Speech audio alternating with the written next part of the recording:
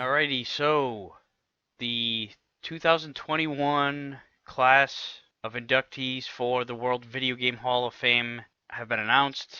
Last Thursday, they finalized it. Four games were inducted, just like most of the previous years.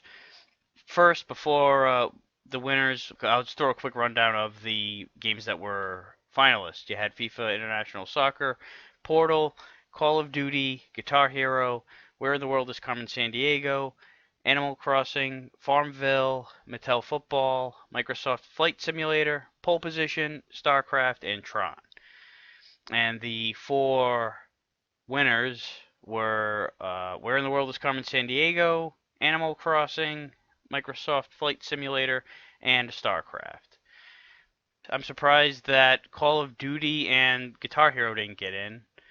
Those were ones that I felt like were, I don't know, I guess I expected them a little bit more than say out of the four that won, I'd say the one I was probably the most surprised at, I guess, would be StarCraft. But I probably would say that I'm more surprised in the ones that didn't win than the ones that did win. I thought Call of Duty was definitely going to be one of the inductees, and then Guitar Hero probably would too. Regarding the other four, I think for three out of the four of them anyway, it had more to do with the game being a pioneer or a vessel, I guess, for paving the way for games of the future. Carmen Sandiego, while not the first, text-based game, introduced more elements to it, and of course it was a huge success. And it also ventured off into other forms of media. There was, the TV show. There were other forms of merchandising. It was a big franchise for a time period. Microsoft Flight Simulator, it launched a very successful series. And, how many other simulator games were out at the time? StarCraft was big for the real-time strategy games. And, of course, it launched a successful series as well. And Animal Crossing, also a successful series, but was also very critically acclaimed at the time. One thing I noticed is it had a pretty good balance of classic games, old, 1980s classic, and then, the next generation that followed, like the late 90s, early aughts.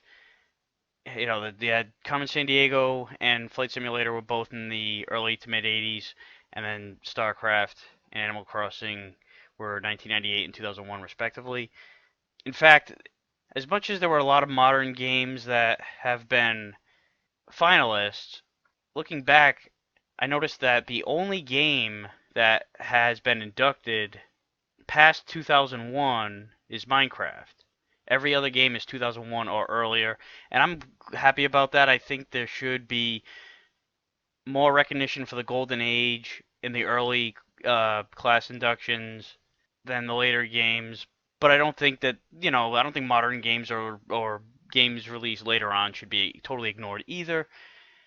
I wouldn't mind seeing more games inducted per year, but then again, this is still a fairly new hall. I'm glad that it exists, regardless of what your opinion may or may not be of the games that have been inducted or left out.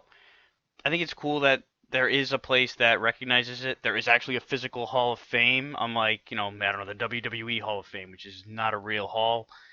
You can actually go to this place. I don't know if it's really any good or not. I haven't been. I haven't seen a lot of footage or images of it. It's not really on my bucket list or anything like that. But if I'm in the neighborhood, I will definitely pay a visit. And I hope that it continues to grow and thrive. So, what are your opinions of these games that were chosen? What games would you choose to be inducted or nominated for the class of 2022?